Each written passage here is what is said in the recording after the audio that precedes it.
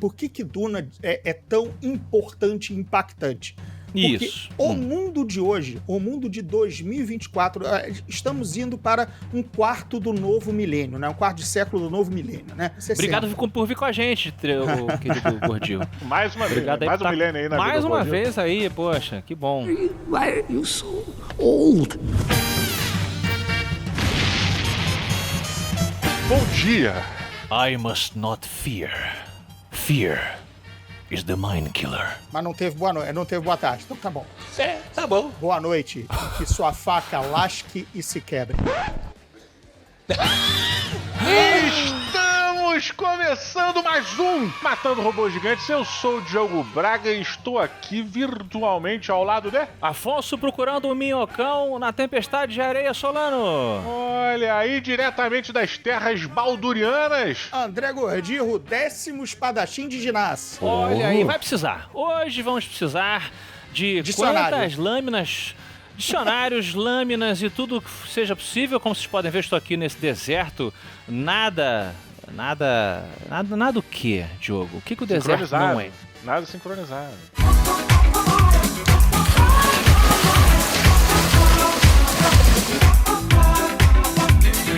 O deserto não é sincronizado? Não, nada sincronizado. Piada com esporte.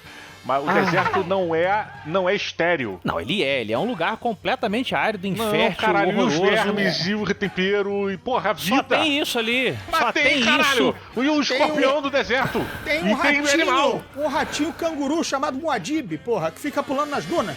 Ora, Nós estamos no planeta de Arrakis, também conhecido como Duna. Olha aí a sequência, né, da nova adaptação, é importante falar, tá chegando aí, né, nos cinemas. Estamos aqui com uma pessoa que esteve em muitos desertos, né, vide a aparência aí do nosso querido Gordirro, né. E Tava lá fiquei com sabendo que Moisés. esteve lá na manhã de autógrafos do lançamento do primeiro livro. com o Frank Herbert, né? Frank Herbert, isso. Foi na livraria de Alexandre, né? Naquela... Biblioteca de Alexandria. Exatamente. É. Ironiazinha pra cima de velho. Vai tomar, hein? Uma pausa aqui no meio do seu vídeo para um recado interessante para você que gosta de podcast. Se você não sabe, Matando Robô Gigante, ele é um podcast lá no Spotify, exclusivo do Spotify, que você pode baixar no aplicativo do Spotify. Mas por que eu tô falando de podcast aqui no meio do vídeo? Eu estou falando de podcast, queridíssimos, pelo seguinte, porque vai começar uma nova série lá no Spotify toda sexta-feira. A partir de agora, a partir de semana que vem, toda sexta-feira vai ter um episódio novo para celebrar os anos maravilhosos do cinema de 1999, que foi um ano incrível pro cinema, com grandes filmes muito importantes pra cultura pop, e nós vamos comemorar os 25 anos de alguns desses filmes. Vão ser 8 semanas, ou seja, é uma série que termina, ela dura 8 semanas, em cada semana nós vamos falar sobre um clássico do cinema que completa 25 anos agora, em 2024. Também, por que eu tô falando sobre isso aqui? Só pra assistir que eu tô convidando vocês? Não. Estou chamando vocês aqui pra avisar que vocês podem colaborar para decidirmos quais são os 8 melhores filmes de 1999. Olha que jornada dificílima da gente conseguir fazer. Como é que você ajuda? Se tornando um membro aqui do canal, aqui no YouTube, exatamente. Você entra aqui como membro, nós vamos publicar lá no nosso Telegram, no nosso grupo de matadores de robôs gigantes, uma enquete com todos os filmes de 99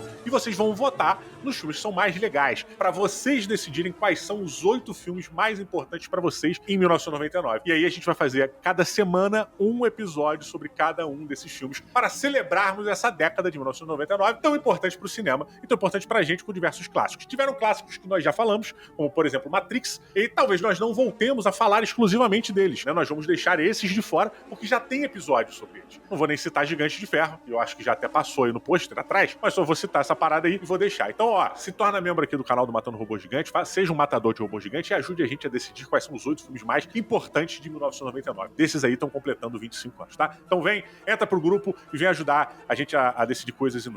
Ou não, pra gente é importante. Pode voltar pro vídeo agora, tchau. E até hoje, muita gente que ama esse gênero aí de literatura, de cinema, de quadrinhos e tal, alega que Duna é a maior ficção científica já feita e que não é à toa que ela é muito difícil de se adaptar para o cinema. Você concorda ou discorda desta provocação?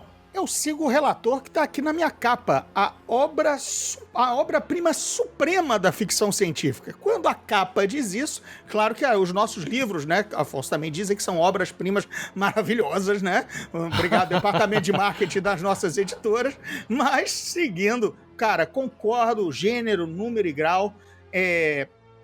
É de fato o equivalente grama do Senhor dos Anéis, né, do que é para fantasia, é o Duna, isso é um chavão, mas chavões têm seus 2 pés de verdade, às vezes, né? Às vezes até um quadrúpede de verdade, ou um verme que não tem pés. Mas, concordo. Não. Não, mas essa comparação que a galera faz aí, é uma comparação positiva, né, do Senhor dos Anéis com o Duna e tal, não é pra dizer, quem nunca leu, né, o Duna pode estar achando, mas é porque as histórias, elas têm similaridades e tal.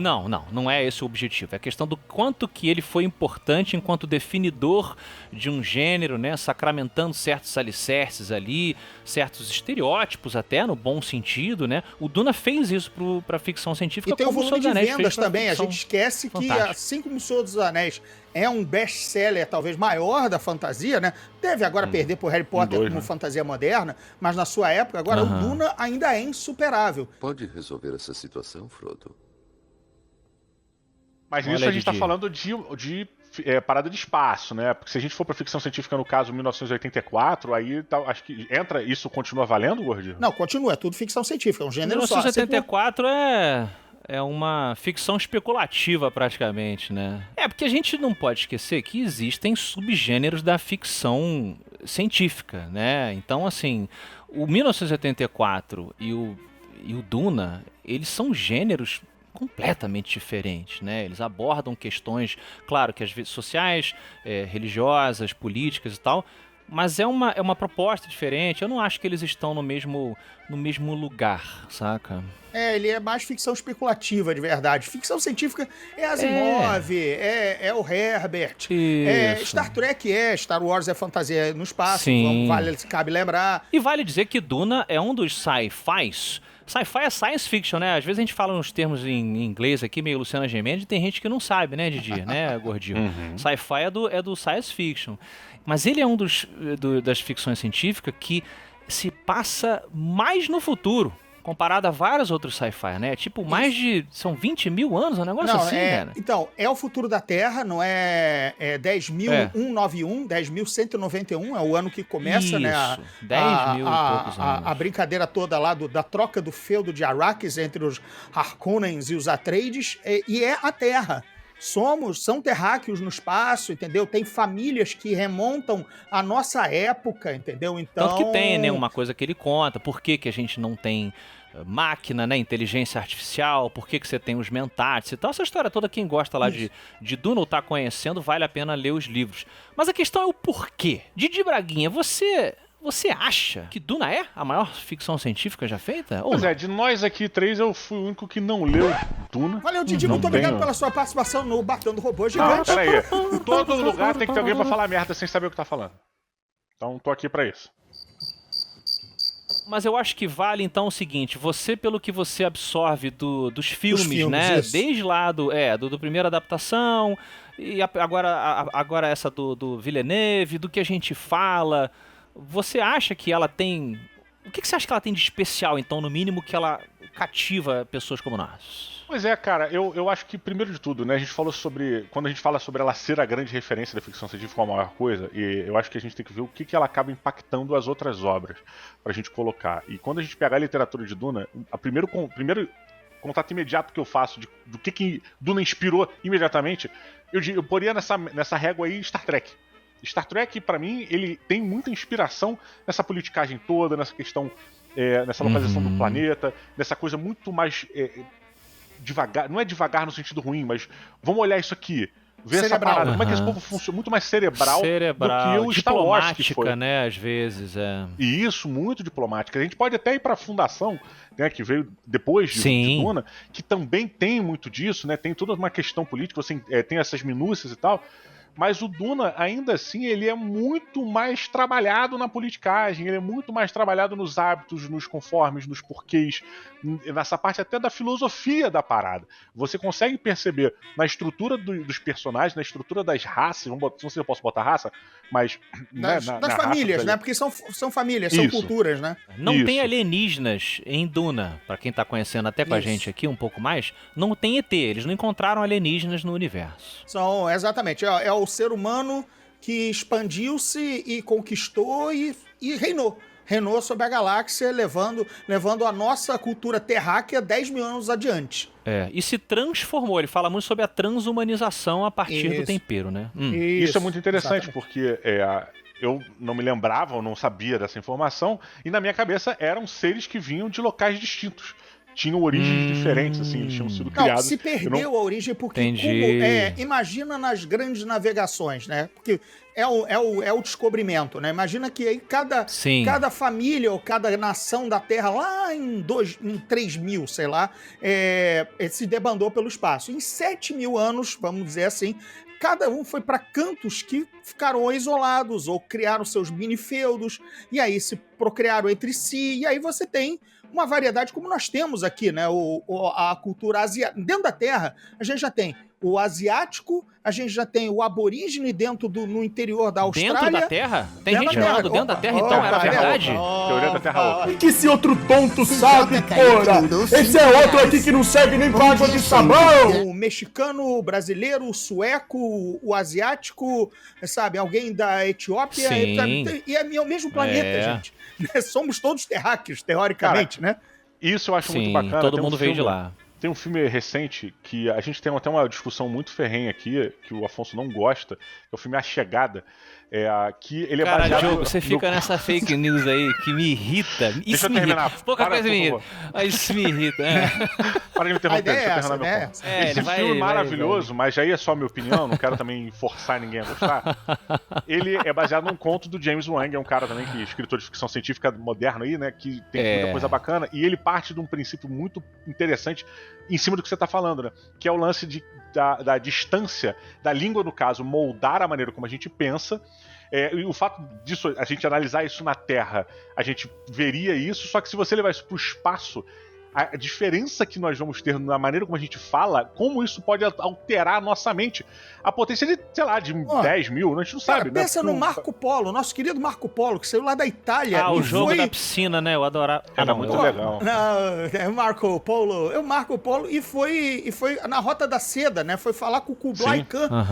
Como é que ele era, cara? Como é que era o Marco Polo? Sei que tava lá com ele, né? Provando a canela. Meio trambiqueiro, entendeu? Meio trambiqueiro, ele tinha um livro caixa meio esquisito naquelas importações.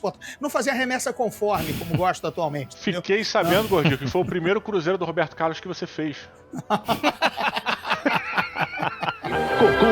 O regresso, sessão da tarde. O Frank Herbert, ele é um construtor de mundos que deu aula, né, pra quem veio. Claro que ele aprendeu também, a gente gosta de citar coisa antiga aqui e tal, ele aprendeu com muitas outras obras antigas também e tal, mas ele meio que pegou isso e apresentou de uma forma que também encontrou um equilíbrio, né, ele construiu um mundo alienígena, é uma política alienígena, é uma cultura, apesar de serem terráqueos, né, originalmente, mas você tá falando, são 10 mil e tantos anos no futuro, é uma coisa que a gente já não consegue se conectar, mas como é que você faz um planeta, entre aspas, alienígena, uma cultura alienígena, mas que você consegue encontrar um fio de conexão? Eles ainda têm emoções, problemas, inveja, os pecados dos personagens ainda são os mesmos dos nossos.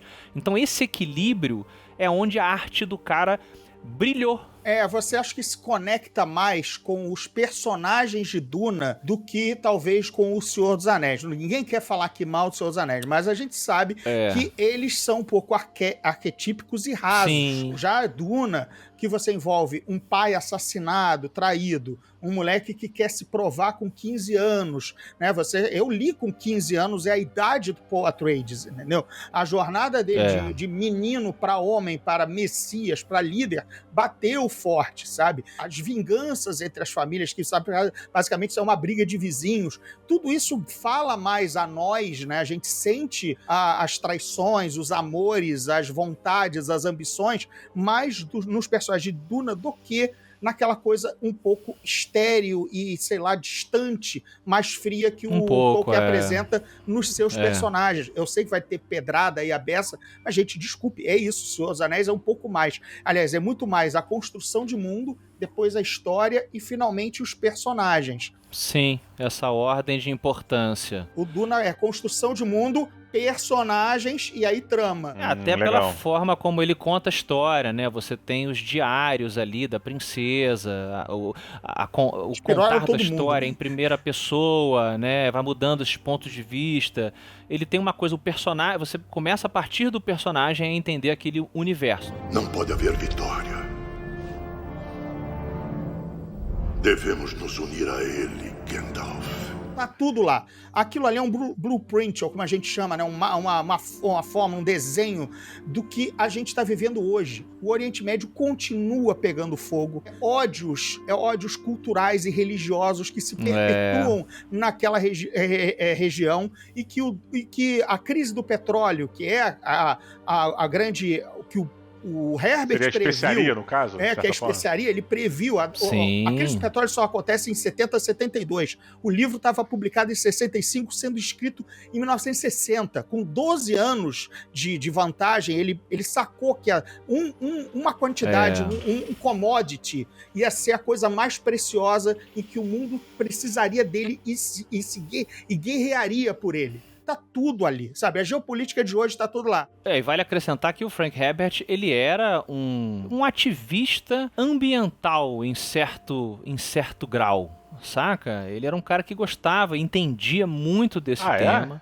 Ele era jornalista, ele foi fazer jornalista em informação, uma prosaica matéria sobre o controle de dunas numa região, lá, em algum local, um litoral americano. Certeza. Cabo Frio, exatamente. Frio. Vamos brincar assim. E que os locais estavam criando uma nova era, uma nova erva ali, um mato que estava segurando e estava terraplanando em maneira muito micro aquela região para conter as dunas. Ele deu um estalo. Cara, e se isso acontecesse num planeta desértico? Ele ficou com isso na cabeça, passou a gostar de ambientalismo, mas o livro não é Sting, não é Abrace Árvore, nada disso. Né? Apesar do Sting estar no primeiro filme. Mas nada disso. Né? Tá maravilhoso, glorioso, com sua sunguinha, né, de pano, todo besuntado de óleo. Onde está meu médico? A gente tem em Duna provavelmente coisas que a gente não vê em outras obras. Numa comparação que a gente já fez com O Senhor dos Anéis, o que o mundo do Senhor dos Anéis, da Terra-média, e o mundo de Duna tem de criações distintas, assim, que você fala, puta, cara, o Frank Herbert, ele é um melhor criador de universo do que o Tolkien, por exemplo. Epa! Pesado isso aí. Eita! Não, a gente tá dizendo que a obra é a melhor obra de ficção científica. O Herbert, por exemplo, evitou o chavão do raio laser, né? Da arma laser. Ele não queria isso. Isso, né? É muito maneiro. Então ele imediatamente colocou, mas também por que não existe? Porque gera um conflito com aqueles escudos pessoais. E aquele escudo pessoal, com o batendo laser, criaria uma explosão nuclear. O laser existiu. Quando houve a contra-resposta de colocar um escudo, houve um Ele foi banido. Foi banido. Porque, olha, gente, não vai bater isso aí, tá? A gente vai se destruir. Tá? Então já tem essas novidades. A própria especiaria é a grande criação. A especiaria move o livro. O petróleo dele, né, a droga geriátrica, como é chamado no livro, porque mantém todo mundo jovem. É um erro no elenco de ambos os filmes. Tanto o Imperador, que vai aparecer agora como Christopher Walken, com seus 90 anos de idade. E no livro do... no filme do David Lynch, era o José Ferrer, né, também um senhorzinho. O Imperador não é assim no livro, porque a família é tão milionária, ele tem acesso à especiaria, que ele tem 75 anos com a aparência de 30.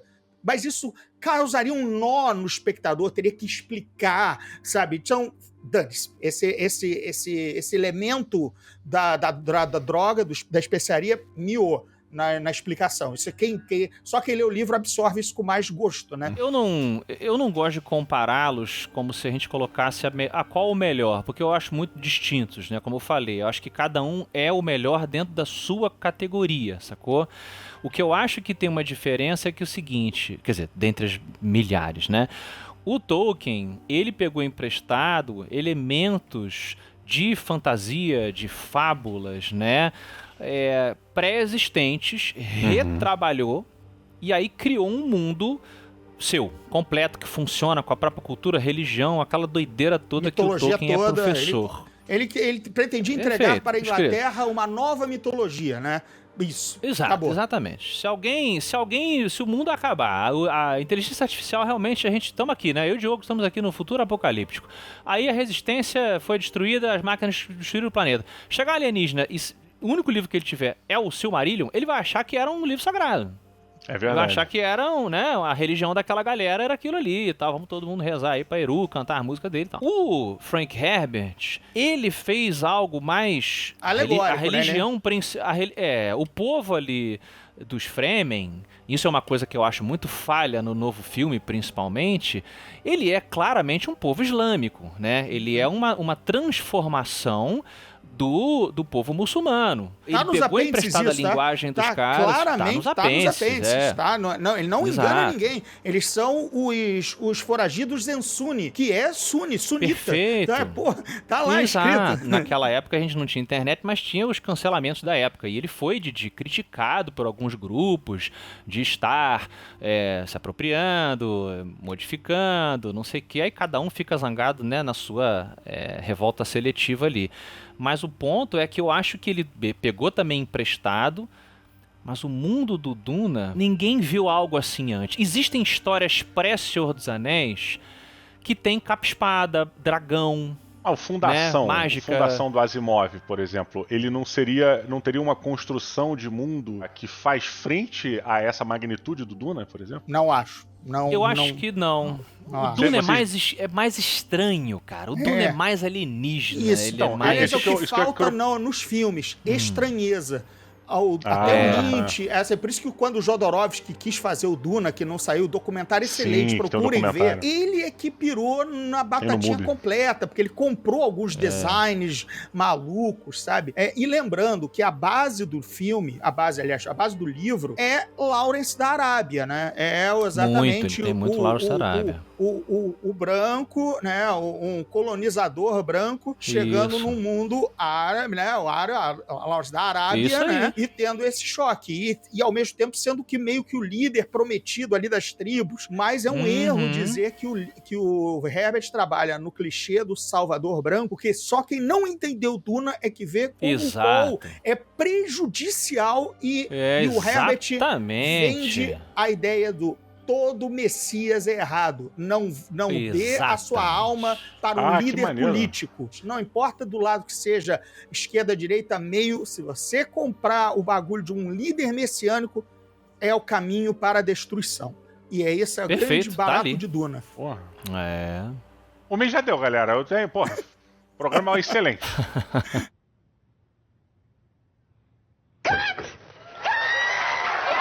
Sabe por que o Didi é Fremen? Porque ele já usou fralda naquela aposta que a gente sabe da história dele, e os Fremen usam aquele traje que eles fazem cocô e xixi neles mesmos. E fica super fraldão. É um super fraldão. O jogo tá acostumado com o fraldão do deserto.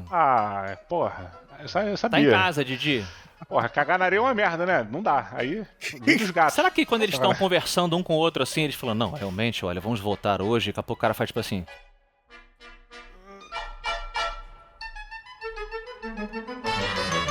E às 4 da tarde... O que foi que aconteceu? Não, eu estava evacuando. Ele desceu o coletão. Saiu o verme de areia. Cara, tipo... O verme saiu do buraco, né? Eu tô falando de cocô de verdade, na privada, no banheiro.